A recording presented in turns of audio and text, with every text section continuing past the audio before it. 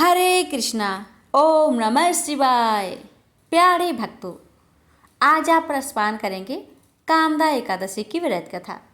आप सभी भक्तों को कामदा एकादशी व्रत की ढेर सारी शुभकामनाएं।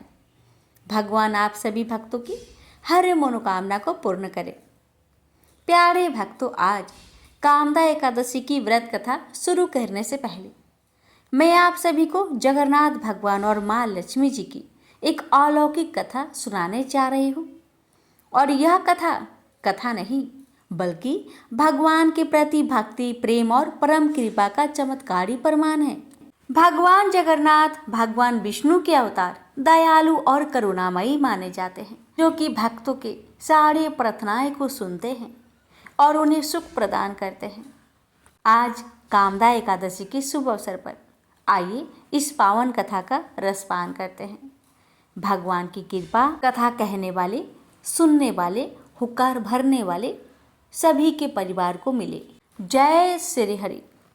कथा इस प्रकार है कि एक बार देवी लक्ष्मी शिव पार्वती के समान ही धरती पर अपना निवास बनाने की इच्छा जताती है।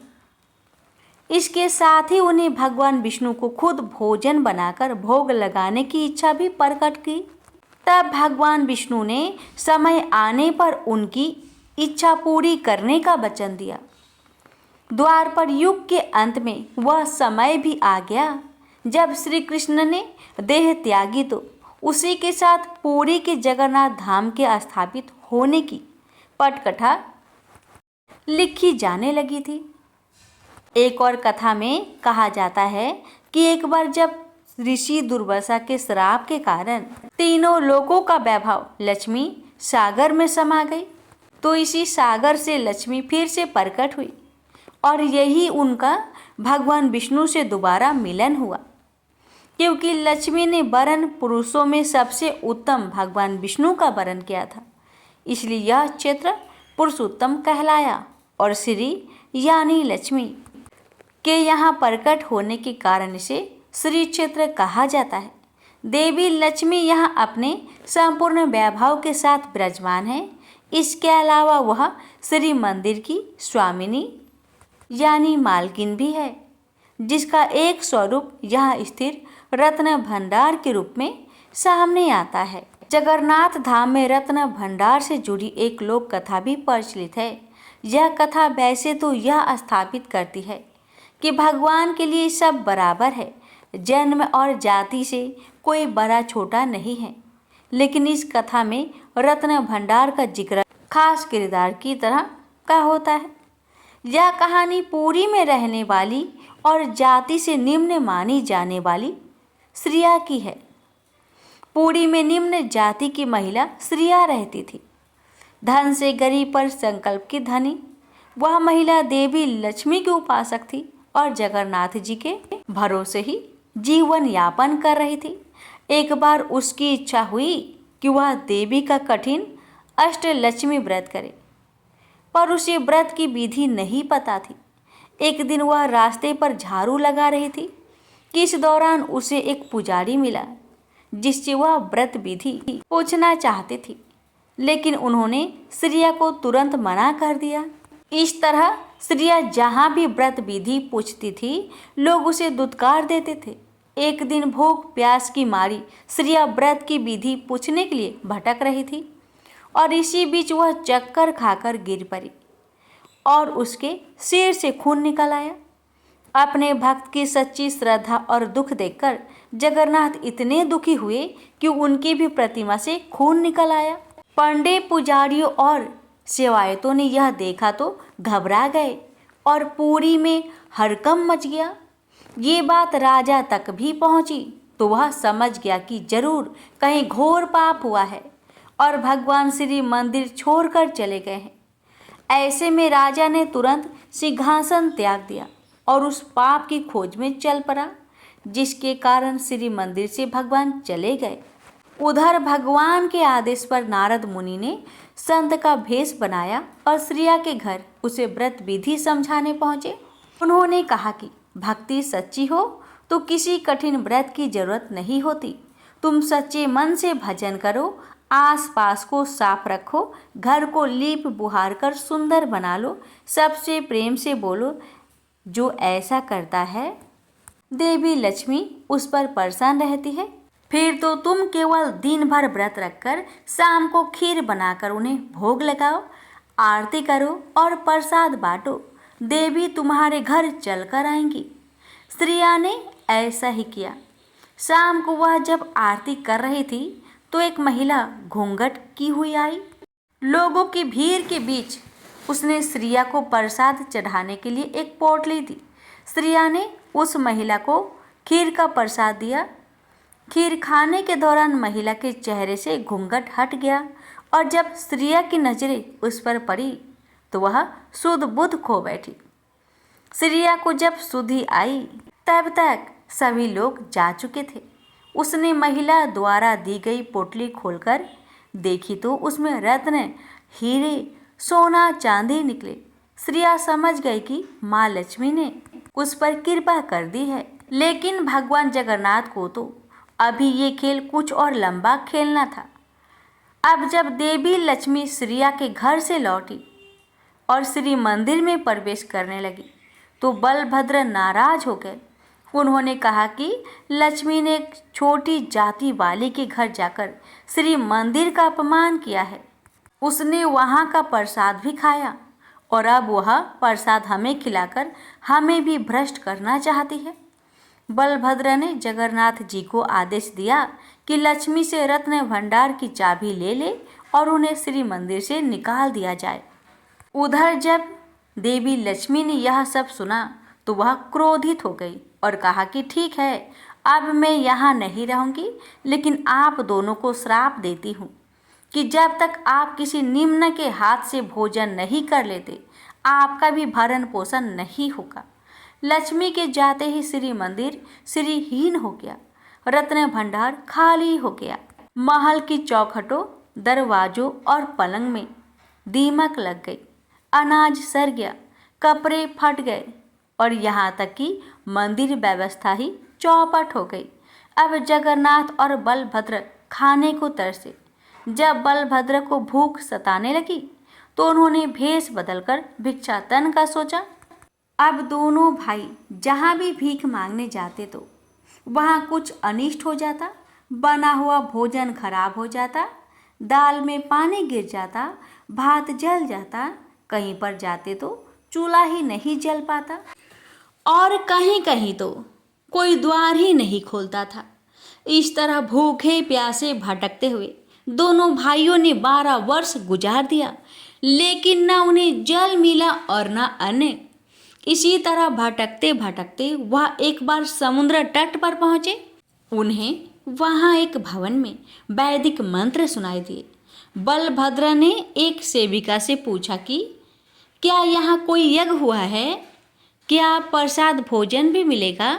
भिक्षा भी अच्छी मिलेगी ना? बलभद्र के इतने सवाल सुनकर सेविका ने कहा, आज हमारी स्वामिनी की 12 वर्षों से चली आ रही तपस्या के पूरे होने के दिन है।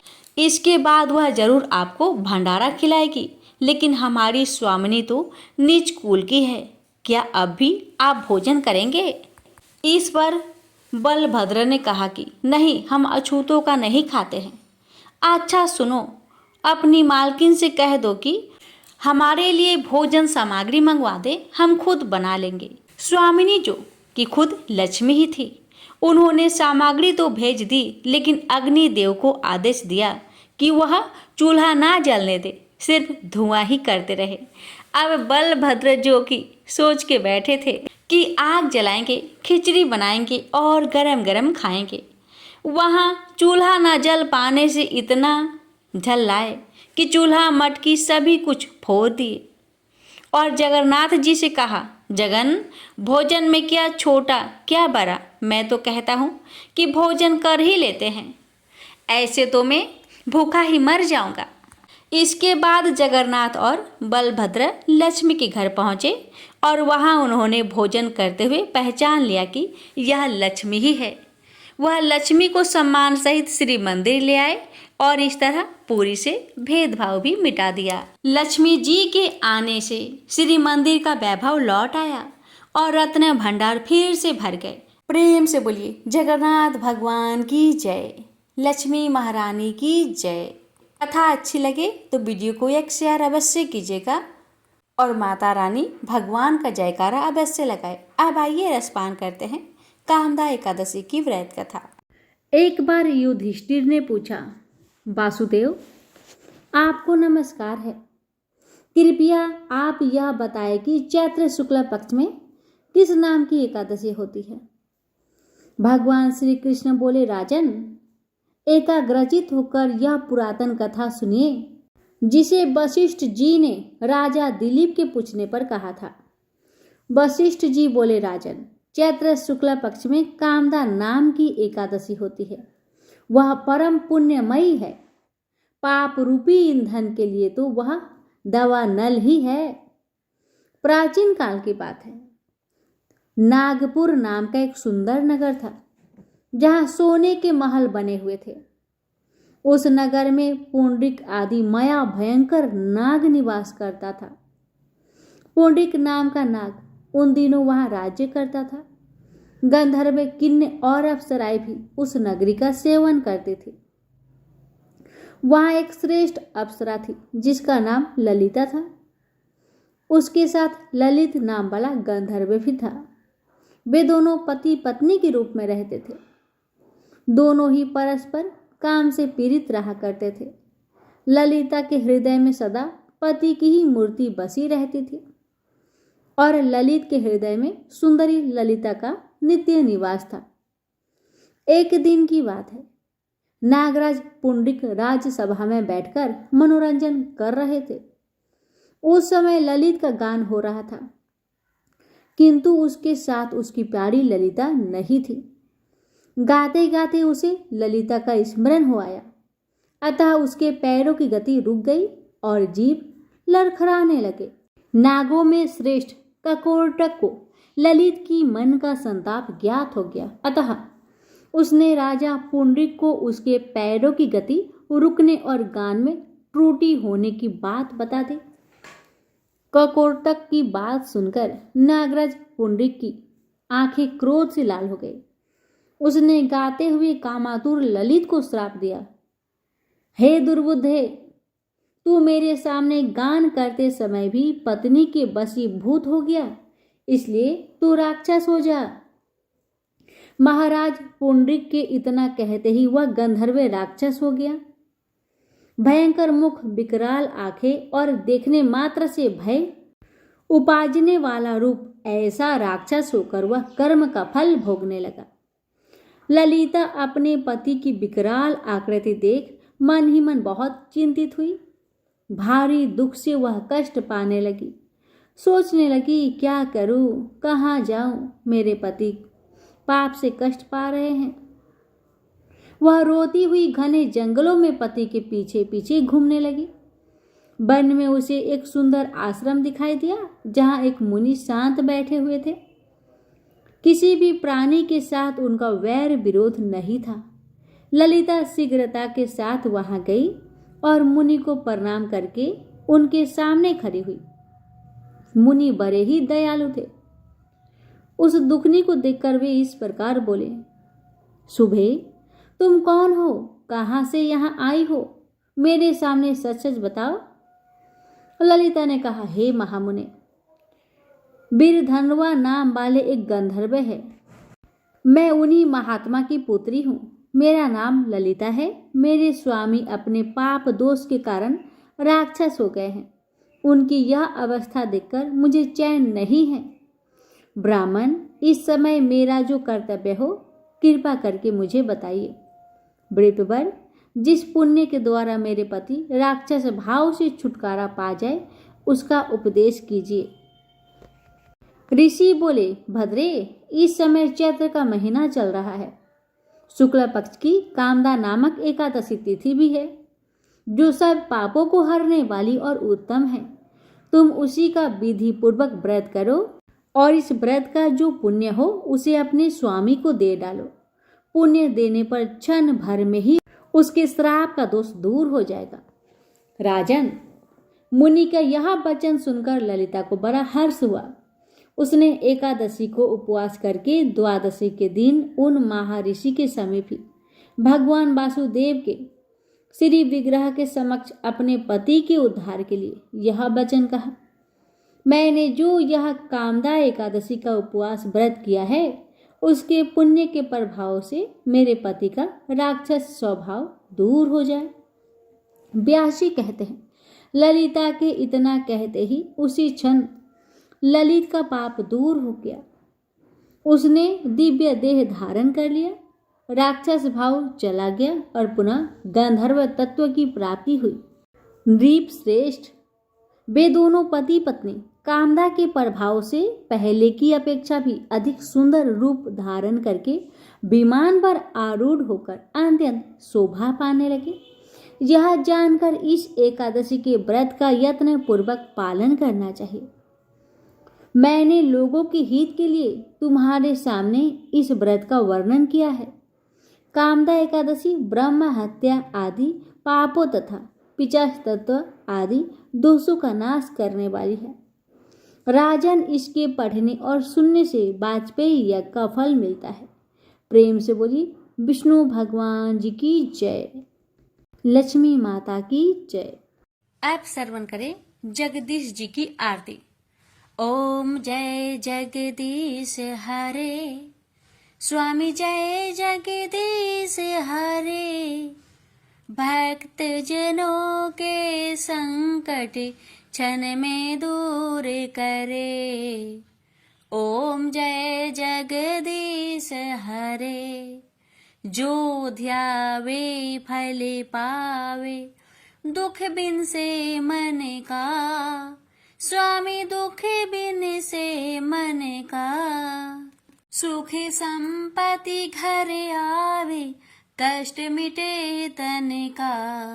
ओम जय जगदीश हरे, मात पिता तुम मेरे, शरण कहूँ किसी की, स्वामी शरण कहूँ किसी की, तुम्हें बिनु और न दूजा, आस करो जिसकी।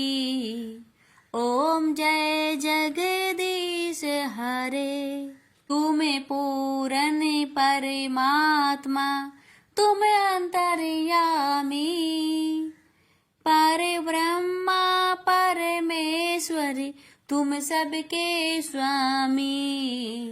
ओम जय जगदीश हरे, तुम करुणा के सागरी, तुम पालन करता, मैं मूरख खल कामी, कृपा करो भरता।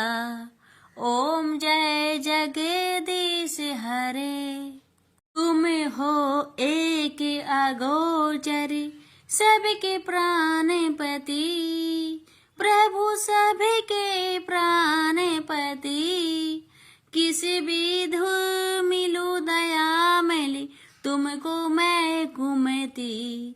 ओम जय जगदीश हरे, इन बंधु दुख हरता, तुम ठाकुर मेरे, प्रभु तुम ठाकुर मेरे।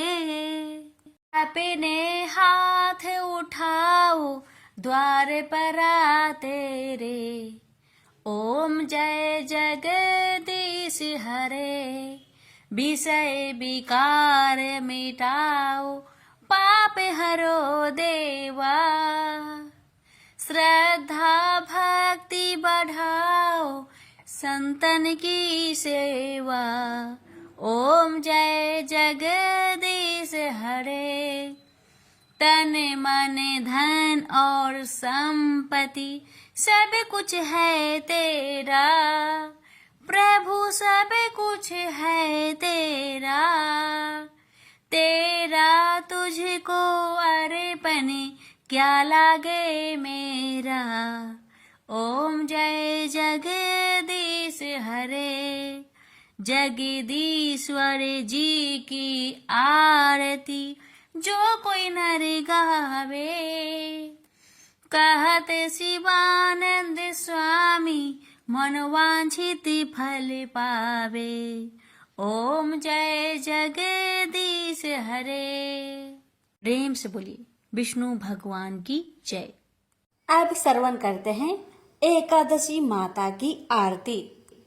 ओम जय एकादशी, जय एकादशी, जय एकादशी माता। विष्णु पूजा व्रत को धारण कर शक्ति मुक्ति पाता। ओम जय एकादशी माता, तेरे नाम गिनाऊं देवी, भक्ति प्रदान करने। गण गौरव की देनी माता, शास्त्रों में वर्णी। ओम जय एकादशी माता, मार्गशीर्ष के कृष्णा पक्ष की उत्पन्ना विश्वातारिणी जन्मी। शुक्ल पक्ष में हुई मोक्षदा मुक्ति दाता बनाई।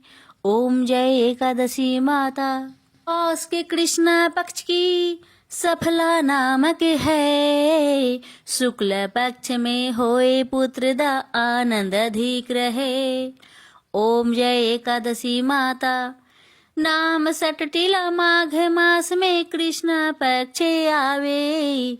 शुक्ल पक्ष में जया कहावे, विजय सदा पावे। ओम जय एकादशी माता, विजया फाल्गुन कृष्ण पक्ष में शुक्ल आमल की। पाप मोचनी कृष्ण पक्ष में चैत्र महाबली की।